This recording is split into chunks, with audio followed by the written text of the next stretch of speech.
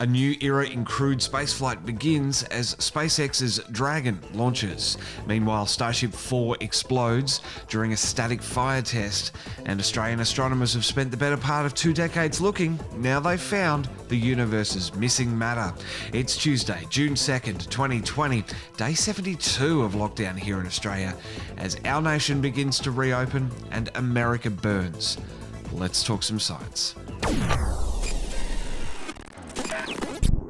Across Apple Podcasts, Spotify, Google Podcasts and YouTube, this is Talking Science with Dr. Brad Tucker and Matt Miller.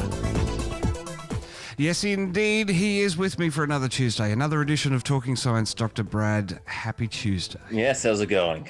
And at least we're not here saying, oh, we've had another weather delay. That's always a plus. That was my concern.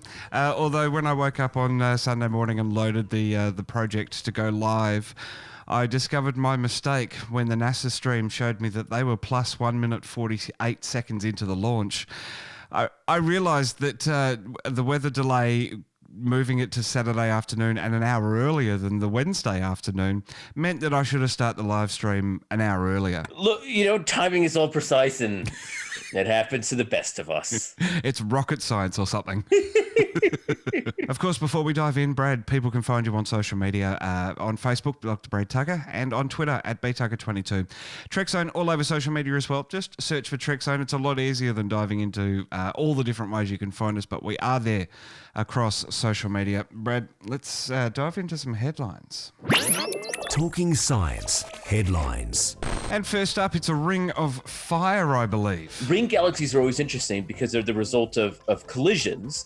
And this is kind of essentially the first or oldest galaxy or remnant of a galaxy collision that we've seen, which is a big step in our understanding how big galaxies come to evolve and form that we see today. So a great discovery from an Aussie-led team.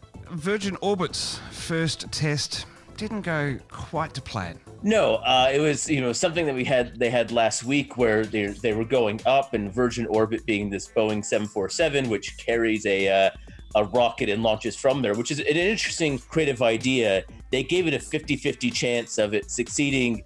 It fell into the second half of the 50% category. Look, these things happen. Absolutely, as we'll talk about in Starship, these things happen when you're testing new and experimental stuff. Yeah, that's exactly right. It's rocket science. Talking Science Stories of the Week. Alrighty, time for our stories of the week, Brad, and we're going to cover Crew Dragon's launch, but first I wanted to acknowledge the current situation in the US. I tweeted on Sunday about how that day, the launch day, showed what America is. It really is a land of dichotomy.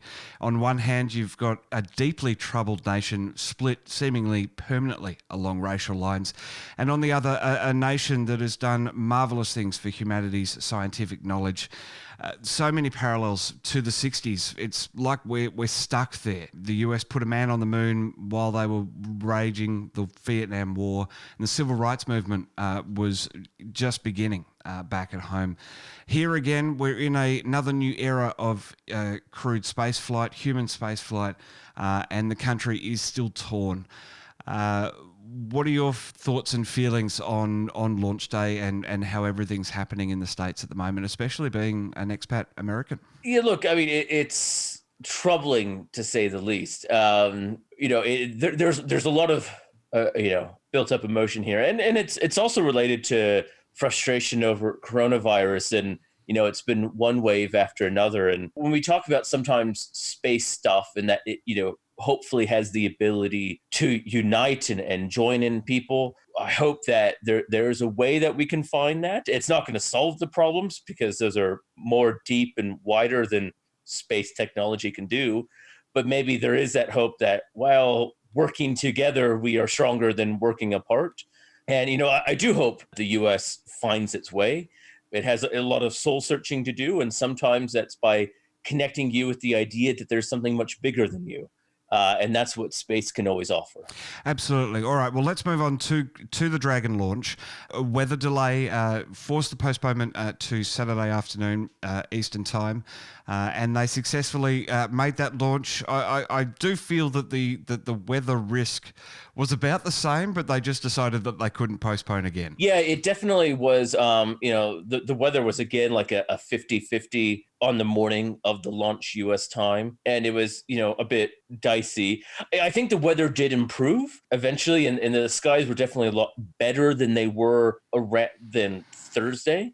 And we look at some of the critical things. They didn't have a tornado warning this time, which is always helpful. There's a lot less electrical activity, lightning activity, which is always one of the problems. They just were on the other side of the okay window on Thursday, and Sunday they were on this side of the okay window, and they had to go at it, and it succeeded. You can get social with Trekzone. Australia's unofficial home of Star Trek is everywhere you are. Just search for Trekzone. Alrighty, well, our next story here on Talkin' Science this week is another SpaceX story, completely unrelated to Dragon's success in more ways than one, unfortunately. Starship 4, the fifth experimental prototype to bear the name, has exploded at the Proving Grounds there in Boca Chica in South Texas. And look, it exploded a day before the other launch, which is not necessarily what you want to see. Exactly. But it is two separate things. It wouldn't ever impact what they're doing on Crew Dragon. But look, the Starship has not had a lot of successes in their testing lately. They had one, and then they had this other testing on the weekend, and it exploded again in spectacular fashion. When they explode well. Yes, they don't go by halves. And their rocket explosions. You want to see them succeed, but it was, definitely another setback in the Starship program. Australian astronomers using the Square Kilometre Array Pathfinder have spent the better part of 2 decades looking for the universe's missing matter. Where'd the universe put it, and how did it tell us to go look for it? Yeah, so, one of the things when we measure or add up how much matter there is in space. Now, when we're saying matter, we're not talking about dark matter. We're talking about normal matter, atoms and protons and that sort of thing. We can kind of weigh the universe. We can figure out how much it is, how much is there. And there appears to be some missing. That's what we call the missing baryon problem. A lot of things have been done to solve this, because it requires a different way of kind of probing and measuring and weighing the universe.